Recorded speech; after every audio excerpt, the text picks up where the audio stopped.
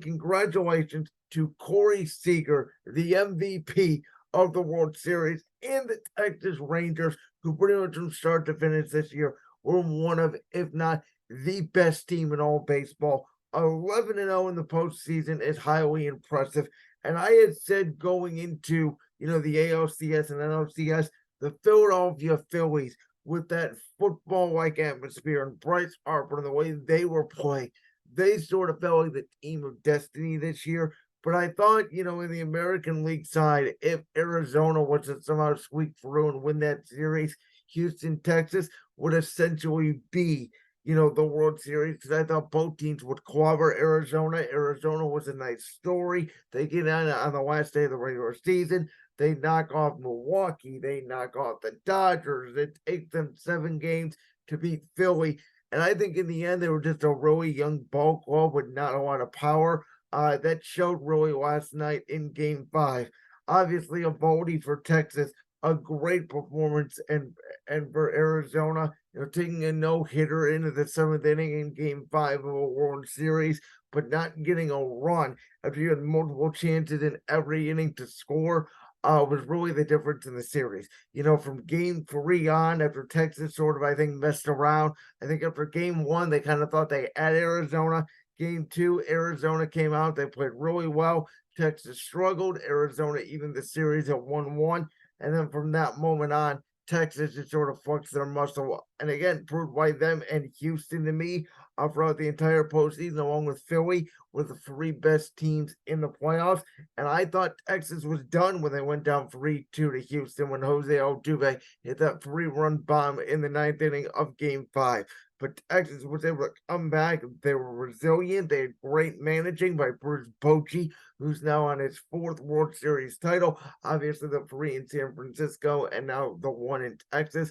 The pitching was able to shut down teams at the most inopportune times when their backs were against the wall, and they had a lot of key veterans on that team. Mitch Garver, of course, getting the first run across last night. Corey Seager as well. A lot of youth on the team. Their whole infield made the All-Star team. So it just shows in baseball. We talked about the Astros run really started from tanking, for years, and they got all those first round picks and hit on them. And we've seen Baltimore be bad for years, and all of a sudden they came alive this year, and they're going to be, contenders for the foreseeable future. We always talk about in baseball, you need great pitching, you need timely hitting, you need some power, not a ton of power. But Texas showed they were able to win in a multitude of ways. They were able to win low scoring games, they were able to win high scoring games. Biggest key to that was scoring first. And then once they did that, they were able to get out of jams, and they never wavered confidence. And I think that was the biggest thing. You saw it last night when Texas took the lead in that 7th inning. Arizona just basically deflated, and even though it was 1-0 in the 9th, Texas, the veteran team with the ball going, obviously underneath Corbin Carroll in the 9th inning, really blew that game open. So I said the Rangers were going to win in 5. I nailed it exactly. I thought they would go into Arizona 2-0. Arizona would probably win game 3 or game 4, and then we would end it in 5. But the fact that Texas won all 3 games in Arizona, won 11-0 on the road in the postseason, is a testament to that. And it really was the story of the entire MLB postseason, with the road teams, as we know, winning the majority of the games. And we've seen from baseball this year, both of these teams lost over 100 games. What 2 years ago, last year, they both lost over 90 games. And then this year, again, turning around and going to the World Series.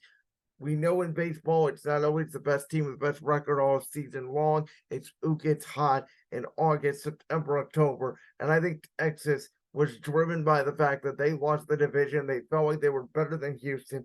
They lost the division of the Astros on the last day of the season, and they just ran through the gauntlet. Down went Tampa, down went Baltimore, down went Houston, and then down went Arizona. And the Texas Rangers had their first World Series in franchise history. And now the MLB offseason essentially turns to what team will Shohei Ohtani play for in 2024. But once again, I just want to say congratulations, as the Texas Rangers are your 2023 World Series champions. Like that clip from the Brand's World podcast? If so, make sure you go down there and hit that subscribe button.